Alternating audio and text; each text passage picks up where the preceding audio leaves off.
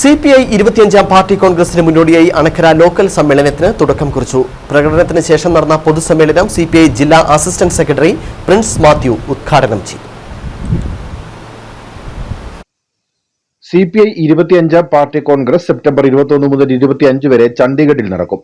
ഇതിന് മുന്നോടിയായി അണക്കര ലോക്കൽ കമ്മിറ്റിക്ക് കീഴിലെ വിവിധ ബ്രാഞ്ച് സമ്മേളനങ്ങൾ പൂർത്തീകരിച്ച ശേഷമാണ് 2 ദിവസങ്ങളിലായി ലോക്കൽ സമ്മേളനം സംഘടിപ്പിച്ചിരിക്കുന്നത്. ഇതിന്റെ ഭാഗമായി സുൽത്താൻകടയിൽ നിന്നും ആരംഭിച്ച പ്രകടനത്തിൽ നിരവധി പ്രവർത്തകർ പങ്കെടുത്തു.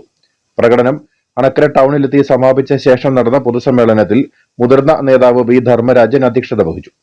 CPI ജില്ലാ അസിസ്റ്റന്റ് സെക്രട്ടറി പ്രിൻസ് മാത്യു സമ്മേളനം ഉദ്ഘാടനം ചെയ്തു. ഇന്ത്യയിലെ മതങ്ങൾ അനുഭവിച്ചുകൊണ്ടിരിക്കുന്ന മതന്യൂനപക്ഷ വിഭാഗങ്ങൾ അനുഭവിച്ചുകൊണ്ടിരിക്കുന്ന അവരുടെ അവകാശങ്ങൾക്ക് എതിരാണ് എന്ന് ഒരു വാക്ക് പറയുവാൻ വേണ്ടി ഇന്ത്യൻ പാർലമെന്റിൽ രാഹുൽ ഗാന്ധി ഉണ്ടായിരുന്നില്ല. ഇന്ത്യൻ പാർലമെന്റിൽ പ്രിയങ്ക ഗാന്ധി ഉണ്ടായിരുന്നില്ല. കോൺഗ്രസുകാരൻ മറുപടി പറയണ്ടേ? ഇന്ത്യ രാജ്യത്ത് ഒരു മതനിരപേക്ഷ രാജ്യത്ത് ഇന്ത്യയിലെ ഭരണഘടനയുടെ 15ാമത് വകുപ്പ് 25-26 വകുപ്പുകൾക്കകത്ത് ഇന്ത്യയിലെ മതന്യൂനപക്ഷങ്ങൾക്ക് ഏത് മതം പ്രചരിപ്പിക്കുവാനും ഏത് മതം വിശ്വസിക്കുവാനും ഒരു മതത്തിൽ വിശ്വസിക്കാതിരിക്കുവാനും ഏത് മതം പ്രചരിപ്പിക്കാനുമുള്ള സ്വാതന്ത്ര്യം കൊടുക്കും.